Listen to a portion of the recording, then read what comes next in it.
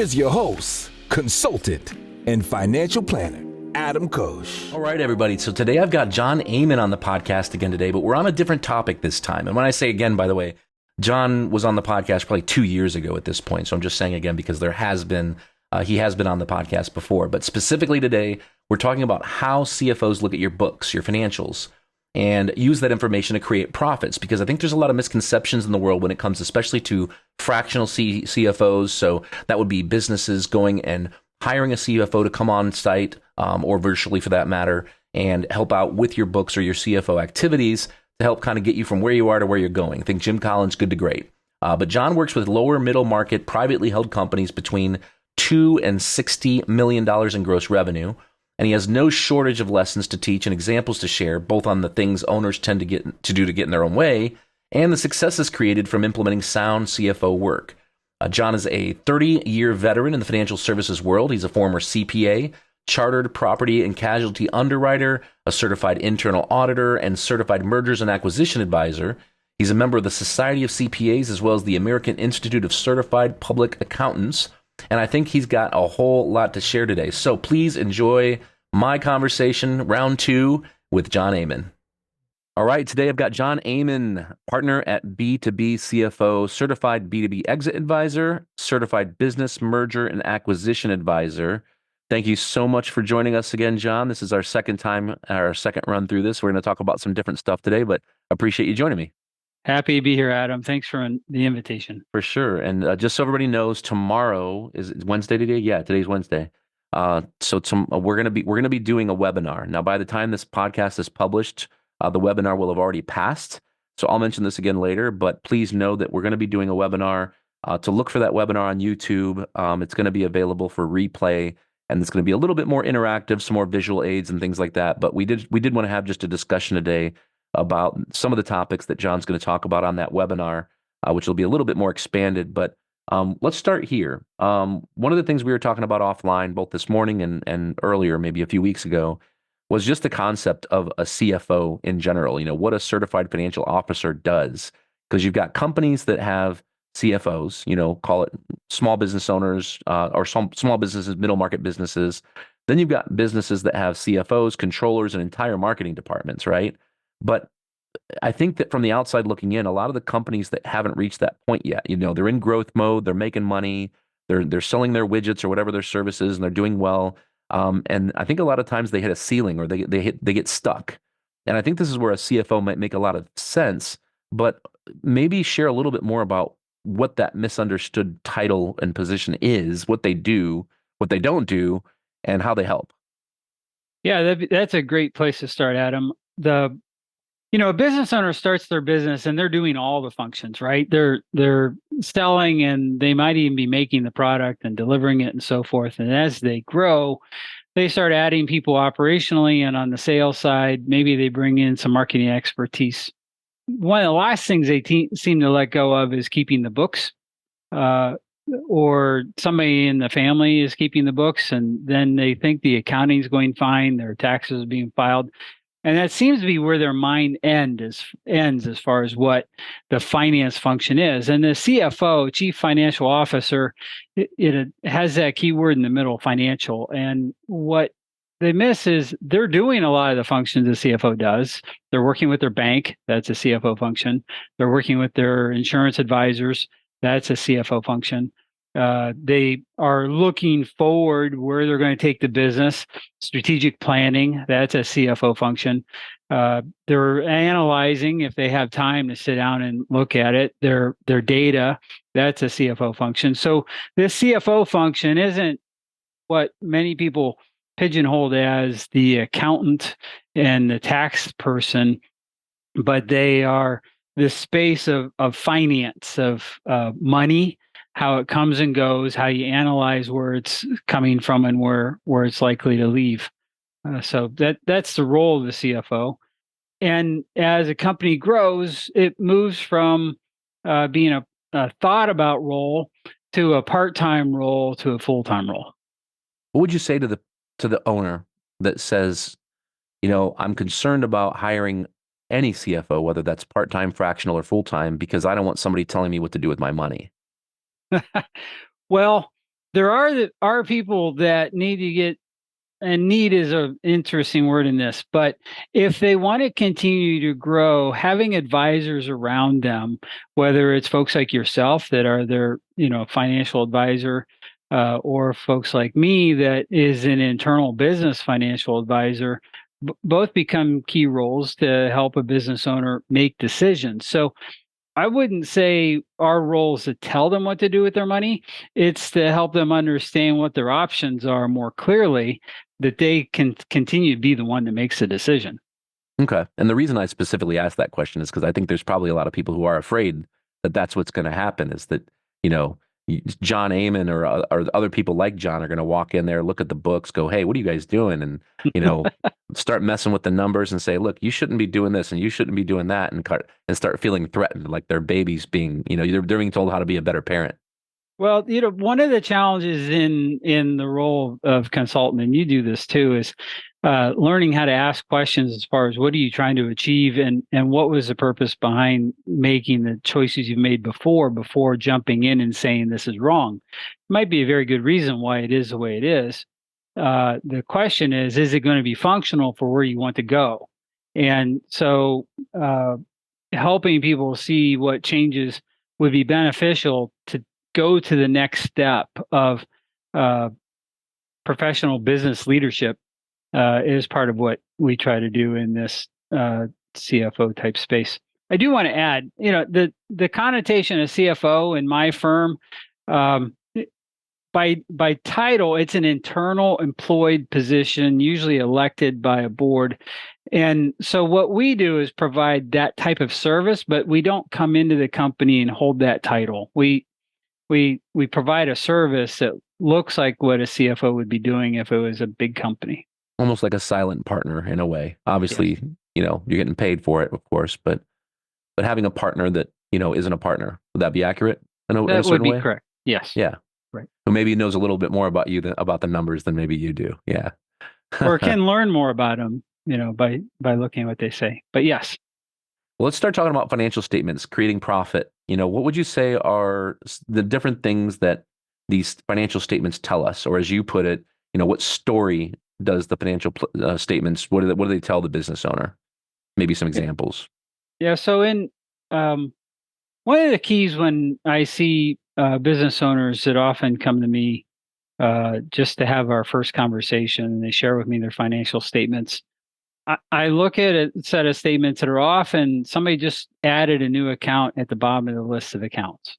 And so you end up with payroll spread throughout the financial statement. It's all put together in one place. The same with benefits or with your office expense. And so it's hard to get a story out of your financial statements when that's the way the statements are structured. So part of what would happen if you want a good story from your financial statements, you start putting together like kind expenses into one place on the income statement. So you can see total occupancy costs, including your rent, your maintenance, your utility costs, whatever that we would classify as occupancy, to help you understand, okay, this is what I'm spending on physical space to run my business. And we do the same together on personnel costs. It's one thing to know what your payroll is. It's another to know what your payroll plus your payroll taxes are and your benefit costs and your 401k contribution, even your training and development costs for your employees, and say, this is the cost of the personnel I have. And are you able to look at that, compare that to your revenue and say, is that cost going up or down? Is this becoming a more or less efficient operation?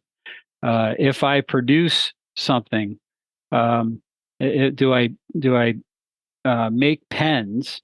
Am I making them with more or less payroll than I did last year, or more people or fewer people in ratio form? So what we try to get to is financial statements that put together like kind expenses and then compare them to what the business does and see whether the business is getting more or less efficient. We also look for ways to compare them to their peer companies so we can see where they stand in relation to like-sized, same industry companies. Hey, are we more efficient or less efficient than the peers? Do we carry more cash or less cash? Do we spend more on facilities or less on facilities?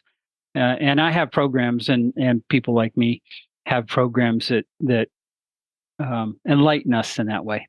I was just going to ask you if you compare it to peers, because I think that would be really helpful to see, how Yes. do I compare versus others like me, other companies like me based on what we do, the size of the company, and so on. Yeah. So That's one of the interesting. things that not to plug me specifically, but one of the things working with somebody like me should do early in a process is provide a very clear comparison to a business owner between them and peer companies. And if you were with me, I'd offer that to you even if you don't retain me. So early on in a conversation, you'd be seeing how you stack up against who would be considered like No, it's kind interesting. companies. Yeah, while you were talking, I pulled up my QuickBooks just because I was curious because I'm a little meticulous about categorizing everything. So obviously you've got your revenue sources, which that kind of goes without saying. But then, I've got advertising and promotion, but automobile expense. Then I've got an account for software, another account for research costs, Yeah. another for computer and internet expenses. Um, then the dues and subscriptions are split up in three different ways. There's event planning expenses, so you can really kind of see where's the money going, and Right. look back and go, how much did I spend? And I think many times people don't create budgets either. And I know that nobody wants to create a budget, nobody wants to live by a budget, right? Right. But I think it's important when you're running a company to not just fly by the seat of your pants. No, I Um, think budgets are a great tool, but I think you just said people don't want to live by a budget, and I think that's why many people decide not to do a budget. Is say, well, I don't want it to tell me what I can decide or not decide to do. Um, the idea behind a budget is you state you want to achieve something this year. I want 10% growth. I was $1 million company. I want to end the year as a $1.1 million company. Well, okay, what expenses are you going to need to add on the opposite side of that to get to 1 million? Or are you going to be able to do it with all the same expenses you already have, and your bottom line goes up by $100,000? So it's really a tool just to look at what's reasonable as a bottom line expectation if the top line does what I think it's going to do. And then we should look at it once in a while and say, how are we doing against that? Now, one of the ways people budget is just compare ourselves to last year. And last year is a good starting place for a budget, because if you're not going to change what you've been doing, then last year probably becomes this year's budget. But if you are making conscious decisions on you're going to change departments, or you're going to change product, or you're going to add expense from a benefit standpoint, or we all know health insurance costs have been going up significantly. yep. So putting that down on paper and saying, okay, this is going to be the impact of this 25% increase on this line expense to my bottom line, that's part of budgeting. And just being able to see that and say, I need to make a change or two someplace else if I want to continue to have the income that I've become That's a good accustomed to. segue, actually, because I know we wanted to talk about forecasting. That's something we've never talked about before in Right. any of our Elevate events. We haven't talked about it in the last podcast we did together last year. Forecasting is not easy. I mean, it takes some creativity, obviously. You just mentioned looking at last year's being kind of like a benchmark, but not only what is the best way to implement forecasting first and foremost, and then second of all, what does it tell you about when you need to infuse capital and or have the ability to remove it from the Yeah. business? Good. Good. So I look at forecasting two ways. One, cash forecasting, which is what you're specifically talking about. And we'll stay on that for a second. And then we want to talk more broadly about forecasting. Cash is everything you have in your business is cash in one form or another. Okay. The desks you have, you spent cash on. So you can look at it and say, this is worth cash. If you have inventory sitting on shelves somewhere, you have cash. It just happens to be in the form of steel or t-shirts or ink or whatever it is you use in your manufacturing process. But you're going to have to trade cash for it. And the important thing is, as you are going through the process of paying people you have every 2 weeks or twice a month or once a month, you have a payroll that you have to make. Okay. You're going to have quarterly taxes due. You're going to have to pay for the inventory as you get it in. Those are all outbound pieces of cash. Pay your rent, etc. And we can put on a schedule when they're going to happen with relatively strong accuracy, pretty accurately most of the time. The key is also knowing when you're going to get paid by your clients. And we can look at patterns as to what's happened from a receivable converted to actual cash over time and project that out and look and see and say, okay, I'm going to have excess cash for these 3 weeks, but I'm going to have payroll to make here. And based upon patterns for a while, that week I might be short and I need to either infuse money myself or take it out of my savings account or go and draw on my line of credit. But the power in this is knowing it's coming at you long enough in advance to plan for it. One of the reasons I work with some business owners is they never did that. And they were paralyzed by this week in, week out process of not knowing which week they weren't going to be able to make payroll. And once we start laying out, well, make payroll every other week. That means 2 months a year, you're going to have 3 payrolls. Those are going to be painful months compared to the other 10 months. How are we going to plan for that? Okay. 4 times a year, you're going to make federal tax, estimated tax payments.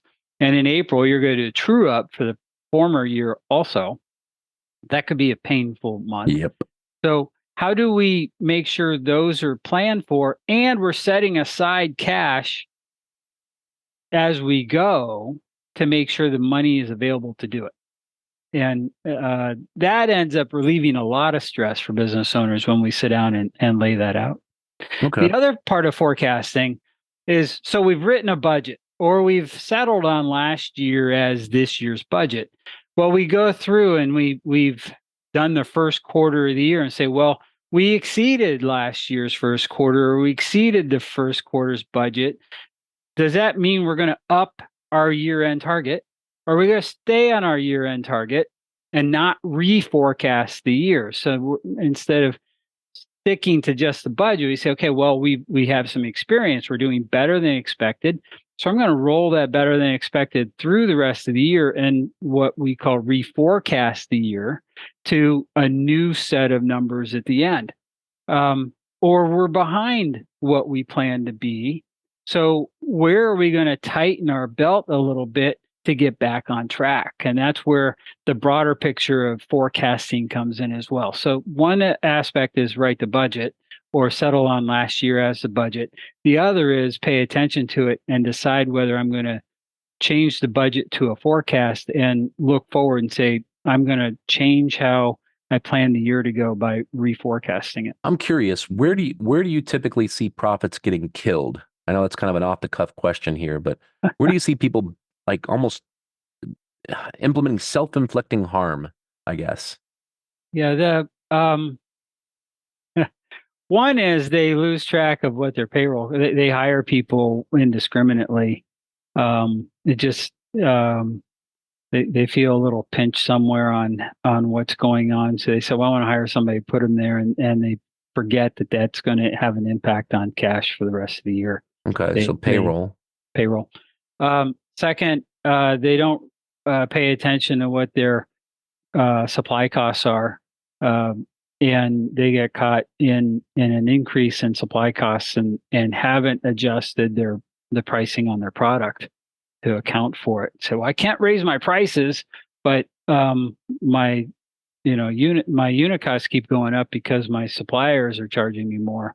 You have to be willing to pass on your increased costs to your customer, and prepare to tell the stories why that's happening. The third, I have a couple of clients that, well, let's say I want new space, and we talk about, well, new space costs this per square foot. What you're spending now is something else per square foot. Are you actually going to get benefit out of a higher rent cost? So one of the things we look at is, what revenue per rent are we generating? Are we taking advantage of that? So we need to look at almost everything like a return on a cost. So am I getting a return on that cost? If I'm going to increase my rent cost, does that mean my revenue goes up or some other expense goes down?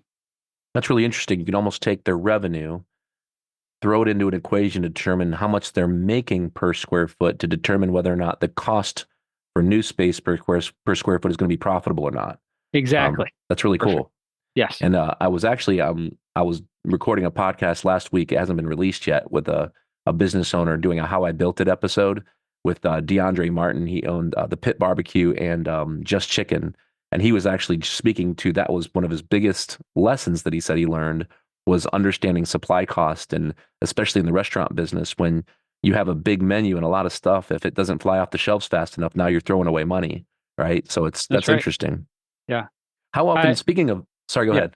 No, I was going to give an example, but go ahead. Yeah, go for it. Go for it. So I didn't, this didn't end up becoming a client, but they had two businesses and one of them was a retail space, and they had to pay for the retail space that they had via rent. They actually had a sister company own the building, and so they were paying the sister company rent. But the building was twice the size it needed to be. So automatically, the profitability of the operating company that was selling stuff out of the space was less than it could have been had they right-sized their space or put a dividing wall in and leased out part of it or something else. But the person running that division loved big space. They liked a real open showroom. Well, that real open showroom cost them profits because they were taking all of that space that could have been split up and used other ways. Yeah, and that's, I mean, space is right up there with payroll, trying to think, in advertising. Those three things are probably three of the biggest costs or bigger costs. And space is a long-term commitment too, right? You sign long-term leases for that. People should be a long-term commitment. You're dealing with people's lives and livelihoods and emotions and what have you. They shouldn't be something that you hire today and fire tomorrow, up and down. You should know you can keep them if they perform and so forth. So you should treat it as though it's every person you hire is a long-term investment, long-term hire. So you have some things that are on your income statement that are committed to for long periods of time.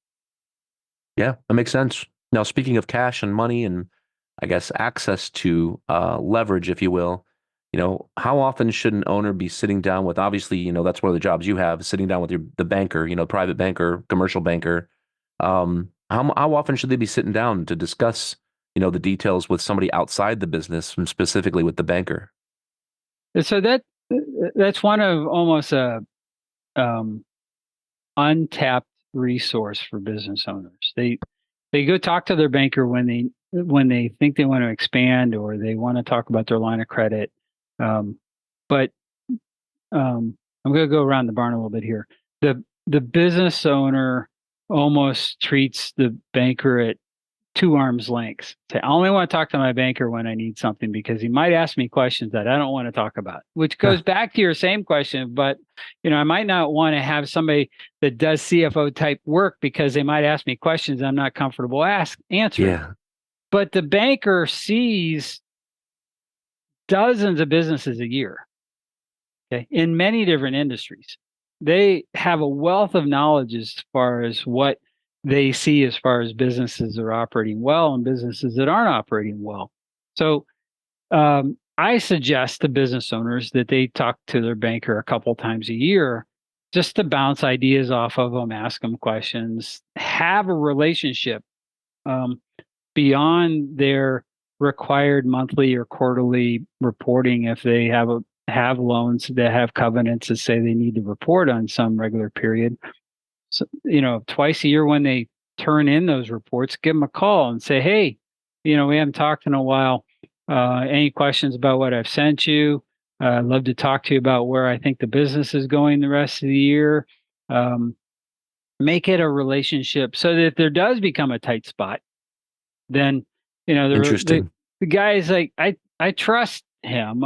We talk to each other regularly. They have a good, rapport with the underwriter within the bank to stand with their client. Other than I really want this loan again. It's not. We talk regularly, and I know what his business is doing, and I know why we're having a conversation for more money now. Yeah, that's interesting. That's a really, really good point. And I think you hit the nail on the head when you said that it's the same avoidance behavior that occur in other areas of the business, not just the specifics we shared, but just working on the business in general is one of those things where I don't have time, I don't have time, I don't have time. So what are some of the risks that businesses face that you see when you start looking into the books? And which of these risks maybe should be insured one way or another? And I know you mentioned when we were offline, you mentioned cybersecurity becoming a big issue really, really fast this past several years. So, speak to some of the risks. Yeah, I think the biggest risk that can be insured in the marketplace today that business owners are just catching up to is cyber. Um, most business owners that most business owners would say, I'm not big enough to be a threat or be threatened by, say, ransomware. The reality is that the small business has the biggest threat because they're the least protected. Okay. And so, but the ransomware person, bad actors, aren't necessarily being discriminate in their effort to try to infiltrate systems. They're throwing bots out there, seeing where they can break into, and if it happens to be your system, it's your system. And when it does happen, you're shut down. Oh yeah. And but one of the things that insurance companies are doing today is they're bringing to the table somebody that will do a risk assessment and provide a report back and say, here are where your weaknesses are. And sometimes those risk assessments are better than the one that their managed service provider is providing them. The managed service provider is keeping the servers up and running and wires connected, but they're not necessarily doing an in-depth, not all of them are necessarily doing an in-depth security assessment as far as where the weaknesses are. So even if you don't increase your cyber coverage, just having your broker go out and bring in Cincinnati Insurance, Travelers, any of the ones that are big in cyber insurance today to do a risk assessment is a big step forward for business owners. And then it's also one of those subclassed types of insurance that business owners aren't necessarily used to. So in this space called cyber insurance, there's 10 subclasses to look at for limits. The limit for research, the limit for first party coverages and third party coverages and so forth. So it becomes a space that your head spins pretty fast if your broker doesn't really understand the space and it's not your area of expertise, then you're kind of lost trying to figure out your way through it. But there are other risks that business owners take on that they don't even think about sometimes. Key clients. Okay. There are ways to insure against that, but sometimes just knowing that, hey, 80% of my business is from one client, that's a risk. Huge. Okay?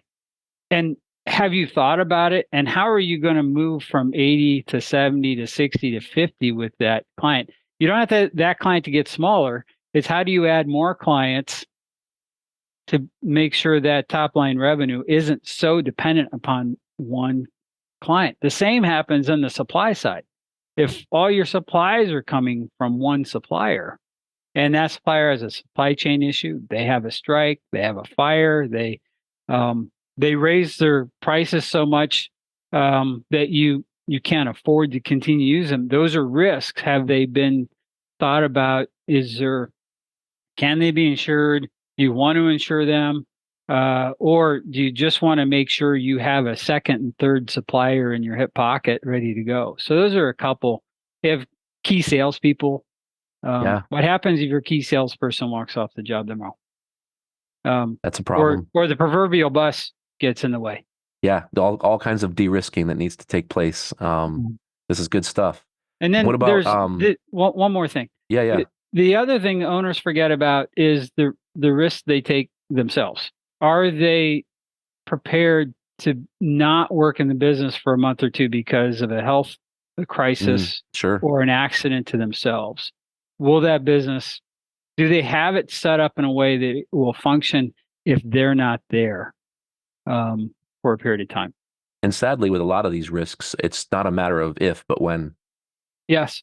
I mean, and then when it happens, you go, oh man, I think I'm going to get that covered now. And then it probably will never happen again, of course, or, as long as you don't insure it, it won't happen again. That's how it Right. works. But looking out in the future, I'm just curious. When you sit down with the owner for your, the first time, second time, you start talking about goals specifically. What do I want? What do I want to do this year? It's early right now. It's February, so that now would be a good time to, say what do we want to do through now and the end of the year. But more importantly, what do we want to look like 2 years from now, 3 years from now? How many owners, whether it be small, middle market owners, actually have goals at all? And how many are just kind of basically on cruise control and just making it happen because they're so busy that they don't have time to work on the business. And then for those that do have goals, how many of them are really robust enough or what's missing? So um, I say most of them have goals. They're not necessarily written down. They're not um, clear. The goal. I want a bigger top line than I had last year. Okay. Um, I want to look at buying somebody this year, or they have some loosely defined what would be nice to do. Okay. And when they're just defined as nice things to do, then they don't have anything behind them that says, how am I going to get there? What am I going to do differently this year than I did last year that actually makes it likely that I'm going to achieve those goals? Companies that are working with um, business coaches, whether it's a EOS Pinnacle type model or something else, are much more likely to have the developed goal. This is what I plan to achieve in 3 years. If I'm going to get there from a financial result and market expansion in 3 years, then this is what I have to achieve this year. And if I'm going to achieve that this year, I have to get this done this quarter.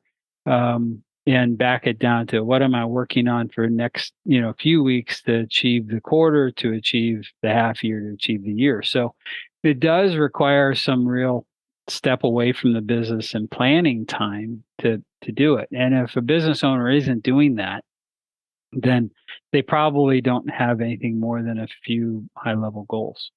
Okay. In my old life, I worked with a consultant that in the sports marketing space, and every year he would go to his beach house for 2 weeks, and all he would do, he'd grab his key team members. They might cycle in, and they would just plan the next 3 years. They'd plan this year and then plan this year based upon those 3 years. So every year I love he that. added a new year out, and he said, "What am I doing? What are we going to do this year to make that possible?" That's how to So focus right there. he forced himself out of the business, off the road, into a private space, and said, "This is what we're doing." I think that's really intelligent. Once they get the goals down, so let's just say you've gone away for 2 weeks, you're in your beach house, you've got the goals down. What are the things that somebody like you or a CFO on staff full time, what are you doing to help them steer them in that destination in question, whatever that happens to be? Yeah, the first is somebody that's in the finance seats, usually keeping those front and center and measurements against them. So uh, the key is have them, but then how are you assessing whether you're making progress towards them? And part of the strategic role that is in that finance space that's played is making sure, one, they're measurable, and we're putting measurement against them. If they're not measurable and achievable, then and then not doing the measurement and reporting on the measurement, then they're probably sliding out into the future instead of being achieved as hoped for and planned for. It goes back to the old write them down thing. Got to put them on paper. You got to put them on paper, and then you have to look at them and assess where you are against what you put on paper. And it's a discipline. It's part of forming a habit. If you weren't in the habit of doing it, then one of the things a CFO does, if they're allowed to do it, back to your first point of what do you do when you don't really want to be asked the tough questions, but that's the job. If you give it to them, is the job is to keep pressure on getting them done and helping establish the habit to move. Right. They have to stay in front of you. You have to keep those goals in front of you. You can't just say you want to do it now and then look at it 6 or 9 months from now and expect you're going to be any closer. Right. It seems like you should be, as long as you set the wheels in motion, but it just doesn't work that way. I'm going to go out on a limb here and make myself vulnerable, and some people who listen to this or watching this going to think I'm weird, but I actually have every December or January I squirrel away for 1 or 2 days. I get all my personal goals for for personal life and business on paper. The personal are in blue, the business are all in red, and I laminate it and I hang it in my shower. I got that from a mentor back in 2007, 2008, and I'm telling you, it works. It's Wow. good stuff. Just looking at them literally every single day. So your wife's on the other side of the shower, and they line up? I'm not sure how much she actually looks at them. She probably looks at them once or twice and then just shakes her head at me, and because I tend to set my goals a little exorbitantly high. I'm one of these believers that if I set it too low, I'm worried that I could have inadvertently slacked off. So I try to. I have euphoric goals, realistic goals, and then what I call I should fire myself goals if I don't hit this level. So, but anyway. All right. Well, that's our time for today. Be sure to check out that link, like I mentioned earlier, that's coming out for our webinar that John's going to be presenting on, which is going to be live, but then recorded and replayed on YouTube. If you'd like to get a hold of John, you can message him and connect with him on LinkedIn. His last name is spelled Aman. It's AMAN. And his email address is John with an H, so JOHNAMAN. So John Aman at B2BCFO.com, and that's B, the number 2, BCFO.com. And you can also reach him at www.b2bcfo.com/John-Aman. And I'm going to be putting all this in the podcast notes below. So our producer will have all that and a bunch of other notes below if you want to see other links or contact information in our show notes. But as I always say, there's thousands and thousands of podcasts out there, and you chose to give hours to listen today. So thank you so much for tuning in, and we'll see you next time. Thank you for joining us on the Elevate Your Business podcast. To complete our free business valuation quiz, to check out additional articles, webinars, videos, and other educational resources, or to set up an intro call with your host, Adam Koch, just head over to elevateandexit.com. This podcast is for informational and entertainment purposes only and should not be relied upon as a basis for financial advice. None of our shows engage in rendering legal, financial, tax, or other professional services. Always talk to a professional business transition planning consultant or certified exit planning advisor before implementing any of the ideas shared in this episode.